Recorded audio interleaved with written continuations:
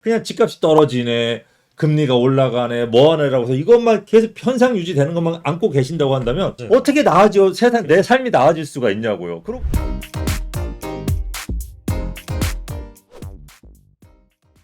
종부세 다주택자 중과를 폐지하겠다라는 이 개편안이 발표가 됐습니다. 일단은 네. 이게 지금 종부세가 주택수에서 가액으로 바뀌었잖아요. 그렇죠. 이제 반대로 생각하면은 네. 이제 주택수의 금액을 매길 때는 음. 사람들이 웬만한 걸 팔아버리고 똘똘한 채로 몰렸단 말이에요. 네. 근데 이제 반대가 돼버렸잖아요. 그렇죠. 이제 주택수는 상관없이 가액 높은 거가 불리해지잖아요. 불리하죠. 그죠? 그렇게 따진다면 이제는 사람들이 똘똘한 채를 팔고 여러 채를 사야 되나? 똘똘한 여러 채로. 돌아설 수 있죠. 이제 그렇죠. 그 부분이 네. 이제 어떻게 보면 가장 많은 분들이 이제 집중해서 봐야 될, 그냥 종부세가 낮아지니까 아 좋네 좋네가 아니고 그렇죠.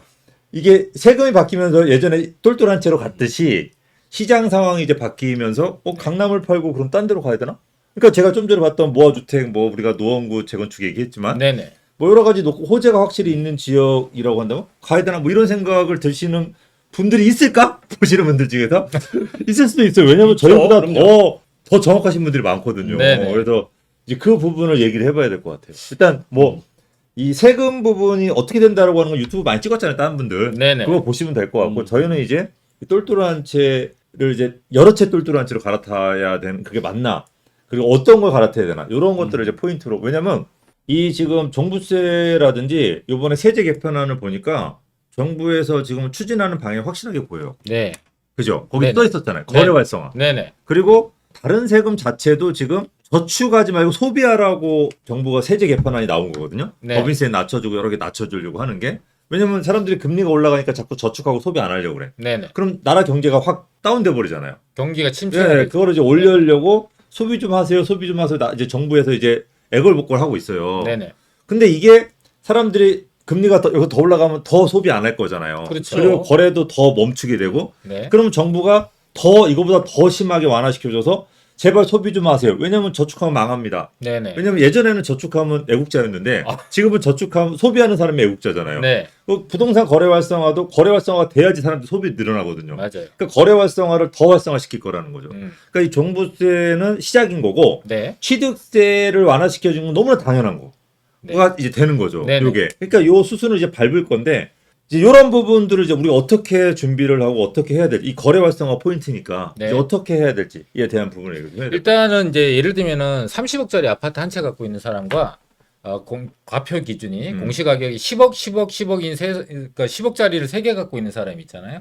근데 이 세금이 예전에는 30억짜리 한 채 갖고 있는 사람이 훨씬 적게 냈어요. 감면율도 높고. 그렇죠? 그렇죠. 근데 이제는 가액으로 가면은 30억짜리 한 채를 갖고 있는 거나 10억짜리 세 채를 갖고 있는 거나 똑같은 보유세를 낸다는 거죠. 그런데 이 10억짜리 세 개가 예를 들면 리모델링 대상 아파트라든지 재건축 아파트라든지 그러면은 모아주택이라든지. 모아주택이라든지 그건 이제 좀 이따 얘기할 건데 아파트만 기준으로 비교해서 이렇게 되면은 이 호재를 갖고 있는지, 예를 들면 마포 공덕역에 있는 아파트 같은 경우에 24평 아파트가 리모델링 되면 30평대 아파트가 되는데 그게 한 13억 하거든요. 근데 그게 공시가격으로 따지면 9억 이하야.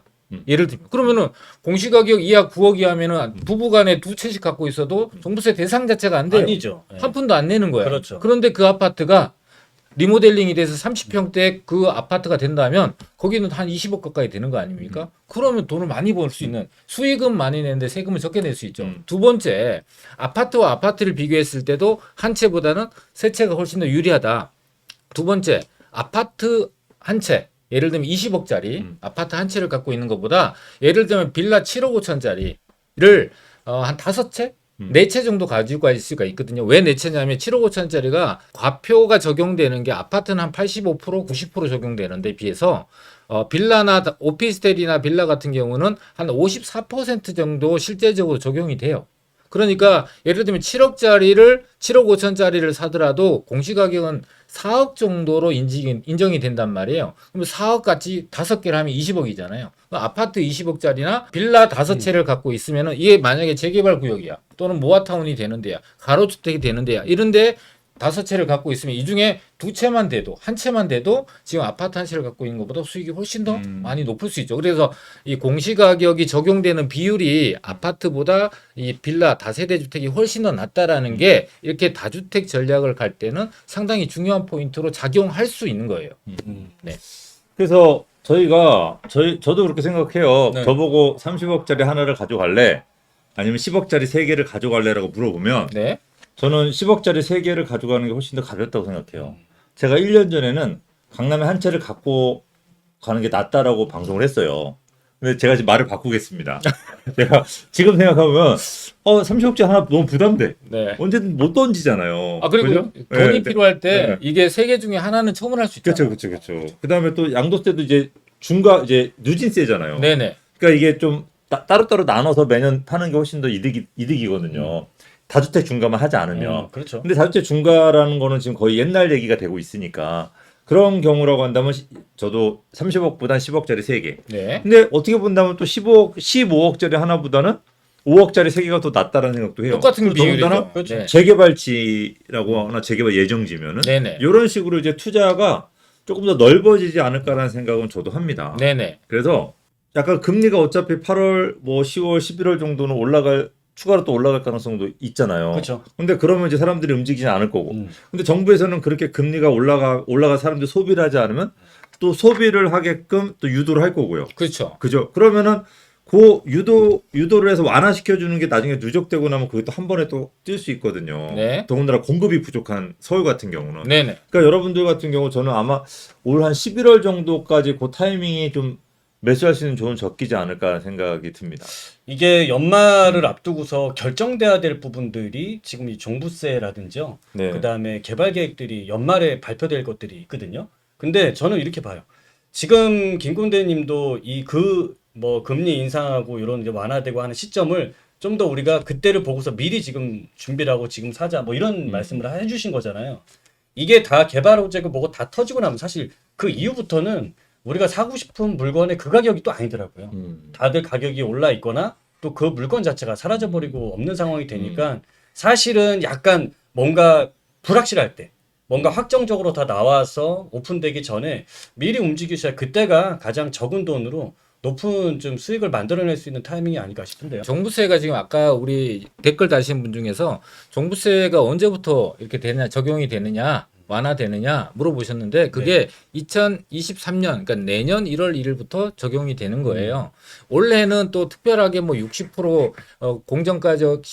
공정시장가율을 60% 낮춰주고 또 1주택자한테는 또 11억인데 거기다가 11억인데 거기다 3억 더 공제해주고 요거는 원래만 적용되는 거고 그렇죠. 내년부터 이 지금 현재 발표된 것들이 법이 개정이 돼서 이제 시행이 되면은 내년부터 적용이 되는 거거든요. 자자 여기서 좀 약간 찬물을 끼얹는 얘기일 수도 있어요. 근데 이 종부세가 네. 지금 여당하고 정부에서 이렇게 하겠다고 합의를 해서 진행한다고 되는 게 아니잖아요. 그러니까 이게 소득세법이기 때문에 예. 법 개정이 필요한 문제거든요. 예. 근데 저는 이제 두 가지로 봅니다. 국회를 통과해야 되잖아요. 네, 국회 통과해야 되는데 두 가지로 보는 게 하나는 지금 국민적인 여론 자체가 지금 종부세를 풀어라고 한다는 이게 여론이 많이 있다면 사실 현재 민주당도 계속 끝까지는 반대할 수 없다 보니까 이번에 안 되면 다음에라도 저는 될 수 있는 부분이라고 생각을 하는 게 첫 번째고요. 두 번째는 뭐냐면 지금 이 완전히 소득 세율 자체를 이건 낮추겠다라는 얘기인 거고 이거는 국회를 통과해야 되지만 지금 소득세법 시행령이라고 해서 대통령이 직접 바꿀 수 있는 게 있습니다. 이거는 뭐 국회 필요 없이 네. 바꿀 수 있는 것은 공정시장가액 비율이라고 해서요. 60%에서 100%까지를 대통령이 정할 수 있게 돼 있거든요. 근데 이게 이 공정시장가액 비율은 한마디로 과세 표준을 깎아주는 거예요. 뭐 60%로 적용하겠다라고 하면 40%는 깎아준다는 소리죠. 그러니까 이것을 이제 앞으로는 60%로 깎아준다라고 하니까 60% 선으로 낮춰서 이런 시장가액 비율 자체를 깎아준다라고 하니까 지금 당장에 안 되면 사실 이걸로 좀 버틸 수 있는 부분이고요. 그러니까 지금 그 이번에 세법 개정안 발표를 보신 분들이 네. 좀 생각을 해보셔야 되는 게 지금 발표한 내용 그대로는 통과가 안 될 걸로 생각을 해요. 여야 간에 이제 합의가 이루어질 것 같고 한 가지 확실한 건 법인세 완화를 이번에 굉장히 많이 그 여당에서 들고 나왔잖아요. 네. 정부에서. 근데 이 법인세는 제가 봤을 때는 야당에서 양보 안 할 것 같아요. 법인세 세율 인하라든지 네. 또는 뭐 이 종부세 법인세 또 인하 네네. 이 부분에 대한 후퇴는 되게 많이 있을 것 같아요. 그러니까 그러면 이제 여당 입장, 현재 여당 네. 정부 입장에서는 법인세는 민주당 의견 들어주고 그렇죠. 국민들 네. 거에 이제 개인적인 네. 어떤 그 소득 감세는 네. 그러니까 세금 감세는 네. 받아주고 네. 그러니까 핑퐁이 이루어져야 된다는 네. 얘기죠. 그렇게 될 것 같고요. 네네. 그다음에 또 하나는 최고 세율 있잖아요. 네네. 최고 세율이 지금 뭐 5% 6%에서 네. 3%대로 낮춰놨잖아요. 네. 이 부분도 좀 많이 올라갈 가능성도 있다고 봐요. 그러니까 왜냐면 요- 부자 감세를 음. 지금 민주당에서 얘기하는 게 부자 감세잖아요. 네네. 너무 부자들이 감세하는 거 아니냐. 그럼 이 정도면 어떠냐라고 해서 서로 핑퐁이 오가서 일단은 다주택자를 가액으로 바꾸는 거는 저는 그대로 갈 것 같아요. 왜냐면 이거는 뭐 조금 경제 지식이 있는 뭐 누가 생각하더라도 그게 합리적이잖아요. 네네. 그렇죠. 그게 말이 안 되잖아요. 맞아요. 그거는 오히려 부자들을 분명히 본인들은 부자 감세라고 해놓고서는 강남에 있는 부자들을 위한 법이잖아요. 네. 그죠? 똘똘한 채로 수요를 몰리게 만드는. 음. 그러니까 그거는 당위성이 안 맞아. 자기네가 생각해도. 그러니까 그거는 될 것 같고. 근데 이제 세율을 좀 높이면서 왜냐면 자기네가 했던 거를 다 부정하게 되면은 그렇죠. 앞선 정권이 무조건 잘못됐다가 돼버리잖아요. 그렇죠. 인정하는 지금- 게 되죠. 지금 어떻게 본다면 뉴스도 계속 나오지만 이전 정권의 지지율이 잘했다가 지금 정부의 잘했다보다 더 높잖아요. 지금 현재는. 그렇죠. 그러니까 그런 부분들을 다 뒤집지는 않을 거란 말이에요. 자기네가 네. 지금 잘 나가고 있으니까. 네, 네, 네. 그래서 이렇게 생각할 때는 자기네들이 최고 세율만 좀 올려서 아마 가는 쪽에서 합의가 되지 않을까 그런 생각이 저도 그 말에 동의하는 게 과표의 95억 94억 초과. 94억 초과 네. 95억부터라는 거는 우리가 일반 서민들은 상상도 할 수 없는 그렇죠. 금액들이에요. 네. 그러니까 부자들이야. 음. 그러니까 연예인들 땡땡 누구, 그러니까 음. 거론하지 않아도 아, 고 있죠. 누구 누구, 아, 있죠. 장르 그다음에 누구는. 김태누구는 이제 이렇게 이제 비 내릴 때 춤추는 애 있잖아요. 그 친구들이 갖고 있는 금액들을 깎아줄 이유는 사실은 없는 거잖아요. 다주택자를 규제하면서 네. 똘똘한 채를 사게끔 만들었기 때문에 강남 집값이 뛴 건 사실이에요. 이거는 뭐 부인할 수 그렇죠. 없어요. 결과론이니까 결과론. 네. 근데 그 강남 집값이 또 주변의 집값을 끌어올렸단 말이에요. 맞습니다. 서울 주변의 집값을 끌어올렸고 경기도 집값을 끌어올렸고 전국의 집값을 끌어올렸단 말이에요. 네네. 그러면 이제 반대 수순으로 갈 수 있다는 얘기죠.